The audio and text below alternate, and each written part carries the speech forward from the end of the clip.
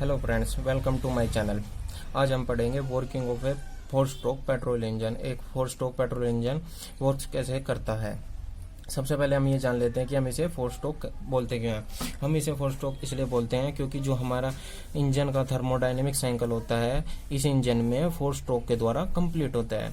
और एक स्ट्रोक कितना होता है? एक स्ट्रोक होता है जब हमारा पिस्टन टॉप डेड सेंटर से बॉटम डेड सेंटर तक मूव करता है, तो हम उसे एक स्ट्रोक बोलते हैं। The distance covered by the piston between the TDC into BDC, तो हम उसे 1 स्ट्रोक बोलते हैं। तो दिस इज द टीडीसी यानी कि top dead centre, this is the BDC यानी कि बॉटम डेड सेंटर, जिनके बीच में हमारा पिस्टन रेसिप्रोकेट करता है। अब हम डिस्कस कर लेते हैं कि वे कौन कौन से स्ट्रोक होते हैं जिनमें कि हमारी थर्मोडायनेमिक साइकिल कंप्लीट होती है। नंबर 1 पोजीशन पे आते हैं हमारा सक्शन स्ट्रोक। नंबर 2 पोजीशन पे आता है हमारा कंप्रेशन स्ट्रोक। नंबर 3 पोजीशन पे आता है हमारा एक्सपेंशन और पावर स्ट्रोक। और 4th पोजीशन पे आता है हमारा एग्जॉस्ट स्ट्रोक।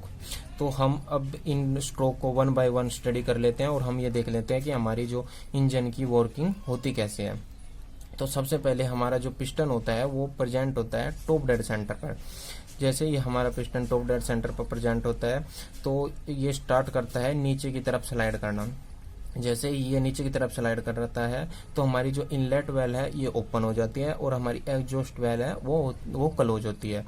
जैसे ही हमारा पिस्टन नीचे की तरफ मूव करता है तो हमारे नीचे की तरफ मूव करने से हमारे जो सिलेंडर के अंदर जो वैकेंट स्पेस होता है इसमें वैक्यूम क्रिएट होना स्टार्ट हो जाता है। और वैक्यूम क्रिएट होने की वजह से जो हमारा मिक्सचर होता है, जो एयर प्लस फ्यूल का जो हमारे कार्बोरेटर के द्वारा तैयार किया जाता है, वो हमारा सिलेंडर के इस स्पेस के अंदर एंटर करना स्टार्ट हो जाता है। और जैसे जैसे हमारा पिस्टन नीचे तक जाता है टिल बीडीसी, तो हमारा जो चार्ज है वो एंटर करता रहता है। तो इस स्ट्रोक को हम बोलते हैं सक्शन स्ट्रोक।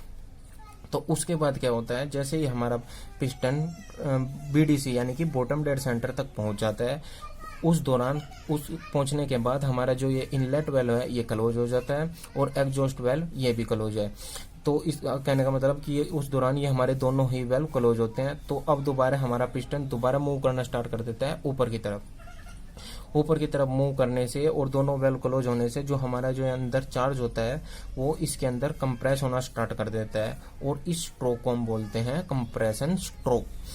तो जैसे ही हमारा पिस्टन टीडीसी तक पहुंचता है तो इसके यहाँ से जो हमारे स्पार्क प्लग दिख रहा है, ये स्पार्क प्लग का क्या काम है, ये स्पार्क प्रोड्यूस करना स्टार्ट कर देता है, जिससे कि हमारा जो चार्ज पार्टिकल है उसमें इग्निशन स्टार्ट किया जा सके।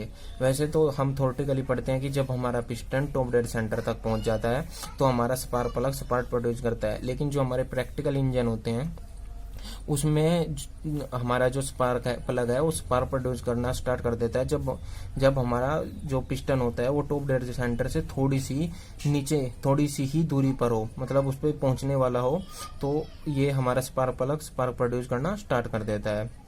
तो इस दौरान क्या होता है कि जो हमारा पिस्टन होता है हमारी जो डायरेक्शन चेंज कर रहा होता है, मतलब एक बार ऊपर की तरफ जा रहा होता है, एक बार नीचे की तरफ जाए, तो इस दौरान हमारा स्पार्क प्रोड्यूस हो रहा होता है, जिससे कि हमारा इंजन हमारे जो चार्ज पार्टिकल है वो बर्न हो सके, इग्नेट हो सके। और ये जो हमारा इग्निशन होता है ये एक कांस्टेंट वॉल्यूम पर होता है, जैसे कि हम थर्मोडायनेमिक साइकिल में पढ़ते हैं। लेकिन यहाँ से देखें तो इस दौरान हमारा जो पिस्टन है वो डायरेक्शन चेंज कर रहा होता है। उसके बाद क्या होता है, उसके बाद जो हमारा जो चार्ज पार्टिकल है वो बर्न हो चुका है, उससे क्या होता है कि हमारा जो टेम्परेचर है बहुत ज्यादा बढ़ जाता है और प्रेशर भी बहुत ज्यादा बढ़ जाता है हमारे चार्ज पार्टिकल का। तो वो प्रेशर बढ़ने की वजह से जो हमारा चार्ज पार्टिकल जो हमारा जो गैसेस है वो नीचे की तरफ फोर्स लगाती हैं हमारे पिस्टन पर, क्योंकि हमारी इनलेट वेल और एग्जॉस्ट वेल दोनों ही क्लोज होती हैं। ये नीचे की तरफ फोर्स लगाती हैं, उससे क्या होता है कि हमारा पिस्टन नीचे की तरफ मूव करना स्टार्ट कर देता है और इसी स्ट्रोक को हम बोलते हैं एक्सपेंशन और पावर स्ट्रोक, क्योंकि हमें जो इंजन से आउटपुट मिलती है वो इसी स्ट्रोक के दौरान मिलती है। बाकी जितने भी 3 स्ट्रोक है वो हमें उन स्ट्रोकों में हमें इनपुट प्रोवाइड करवाना पड़ता है। तो जैसे ही हमारा पिस्टन बॉटम डेड सेंटर तक पहुंचता है ये एक्सपेंशन स्ट्रोक के दौरान, तो हमारी जो एग्जॉस्ट वेल है वो हमारी ओपन हो जाती है। हमारी एग्जॉस्ट वेल ओपन हो जाती है, इनलेट वेल क्लोज रहती है। तो हमारी जो गैसेस होती हैं यहाँ पे बहुत ही हाई टेम्परेचर पे होती हैं और हाई प्रेशर पे होती हैं, तो वो यहाँ से एग्जॉस्ट मैनिफोल्ड से बाहर निकलना स्टार्ट कर देती हैं। लगभग 95% गैसेस हमारी हाई प्रेशर की वजह से बाहर निकल जाती हैं। तो अब नेक्स्ट स्टार्ट होता है हमारा एग्जॉस्ट स्ट्रोक। इसमें क्या होता है कि जैसे ही हमारा पिस्टन बॉटम डेड सेंटर से टॉप डेड सेंटर की तरफ चलता है, इस दौरान हमारी इनलेट वेल क्लोज रहती है और एग्जॉस्ट वेल ओपन रहती है। तो हमारी जितनी बाकी बची हुई जितनी भी गैसेस होती है वो भी पिस्टन पुश कर देता है और एग्जॉस्ट मैनिफोल्ड से बाहर निकाल देता है। तो जैसे ये हमारा पिस्टन बॉटम डेड सेंटर से टॉप डेड सेंटर तक पहुंचता है तो हमारा ये एग्जॉस्ट स्ट्रोक भी कंप्लीट हो जाता है। तो इस तरह हमारे चारों स्ट्रोक कंप्लीट हो जाते हैं और हमारा थर्मोडायनेमिक साइकिल कंप्लीट हो जाता है। तो फिर से हमारा एक नया स्ट्रोक स्टार्ट होता है, नया साइकिल स्टार्ट होता है, जिसमें कि हमारा इनलेट वेल ओपन हो जाती है और हमारा पिस्टन नीचे की तरफ मूव करता है। लेकिन यहाँ पे एक पॉइंट नोट करने की ये बात है कि जैसे ही हमारा ये इनलेट वेल ओपन हो जाती है और हमारा पिस्टन नीचे की तरफ मूव करता है, यहाँ से जो इनलेट मैनिफोल्ड से मिक्सचर एंटर नहीं कर रहा होता है। इसका रीजन ये होता है क्योंकि जैसे यहाँ पे हमारे ना पिस्टन और सिलेंडर के हेड में एक स्पेस होता है जिसे हम बोलते हैं क्लियरेंस, और उसमें हमारी जो होती है बर्न्ट गैसी होती है जो एग्जॉस्ट मैनिफोल्ड के दौरान यहाँ पर रह जाती है और वे कुछ कुछ थोड़े से ज्यादा प्रेशर पे होती हैं, जिनका प्रेशर लगभग 1.1 टू 1.2 प्रेशर यानी कि 1.1 टू 1.2 बार के अराउंड होता है। ये एटमॉस्फेयर से थोड़ी ज्यादा होता है इनका प्रेशर।